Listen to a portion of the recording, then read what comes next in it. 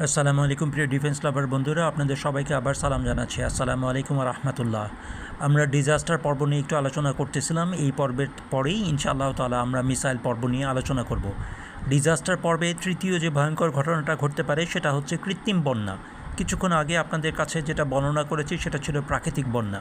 দেখুন, চীন তার এলাকায় থ্রি গর্জেস ড্যাম নামে যে ভয়ঙ্কর বাঁধ নির্মাণ করেছে তা আর্কিটেকচারের হিসাবে সারা দুনিয়ার অন্যতম শ্রেষ্ঠ, কিন্তু মিলিটারির জন্য এটা অত্যন্ত ভয়ঙ্কর একটি ব্যাপার। ডিফেন্স পার্সপেক্টিভে এটা অত্যন্ত ভয়ঙ্কর একটি ব্যাপার। চীন যদি তার কোনো কারণে যদি চীন এবং ভারতের মধ্যে যুদ্ধ শুরু হয়, চীন তার থ্রি গর্জেস ড্যাম খুলে দিবে এবং খুলে দেওয়ার সাথে সাথে ভারতের 4 থেকে 5টি প্রদেশ তীব্র বন্যায় আক্রান্ত হবে। ফলশ্রুতিতে ভারত তার বাঁধগুলি খুলে দিবে এবং তারপর বাংলাদেশ 6 ফুট পানির নিচে চলে যাবে। এরকম একটি পরিস্থিতিতে বাংলাদেশ সেনাবাহিনীর যথেষ্ট পরিমাণে প্রস্তুতি আছে কিনা, বাংলাদেশ নৌবাহিনী এবং বিমান বাহিনীর যথেষ্ট পরিমাণে প্রস্তুতি আছে কিনা সেটা আমাদের একটু চিন্তা করা দরকার।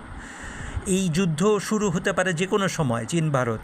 কাজেই আপনারা একটু চিন্তা করে দেখুন, মার্চ মাসে যখন প্রচণ্ড গরমে আপনি আমি অস্থির, অথবা নভেম্বর মাসে যখন প্রচণ্ড শীতে আমরা কাতর, তখন হঠাৎ করে বন্যায় পানির নিচে চলে গেল বাংলাদেশ 6 ফুট পানির নিচে। অথচ যুদ্ধ হয়তো আমরা শুরু করিনি, আমরা এর শিকার মাত্র। কাজেই বাংলাদেশ সেনাবাহিনীকে যথেষ্ট প্রস্তুতি নিতে হবে। আচ্ছা, এটা হচ্ছে কৃত্রিম বন্যা। দুর্ভাগ্যের বিষয় এই যে চীন থ্রি গর্জেস ড্যামের চেয়েও 3 গুণ বেশি বড় বাঁধ নির্মাণ করছে, যে বাঁধের পানি খুলে দিলে হয়তো পুরো ভারত আক্রান্ত হতে পারে বন্যার পানিতে। আর সমস্ত বাঁধগুলি ভারত অবশ্যই খুলে দিবে নিজেকে বাঁচানোর জন্য হলেও। কাজেই আমাদের এই জিনিসটিতে ভালোভাবে দেখা দরকার। চতুর্থ যে জিনিসটির কথা বলতে চাই সেটা হচ্ছে নিউক্লিয়ার, বায়োলজিক্যাল এবং কেমিক্যাল ওয়ারফেয়ারের ক্ষেত্রে আমাদের অবশ্যই ব্যাটালিয়ন লেভেলে, ব্রিগেড লেভেলে এবং ডিভিশনাল হেড কমান্ড লেভেলে আমাদের অবশ্যই এনবিসি বাংকার নির্মাণ করা দরকার।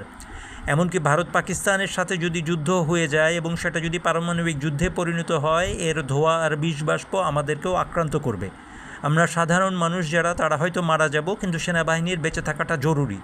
এই জন্য প্রত্যেক সেনাবাহিনীর ব্যাটালিয়ন হেডকোয়ার্টারে এবং ব্রিগেড হেডকোয়ার্টারে এবং ডিভিশনাল হেডকোয়ার্টার এবং সেন্ট্রাল কমান্ড সেন্টারে এনবিসি প্রোটেকশন বাংকার তৈরি করাটা অনেকটা ফরজ হয়ে যাচ্ছে। এটা ডিফেন্সিভ ডক্ট্রিনের অংশ, কোনো অফেন্সিভ ডক্ট্রিন না।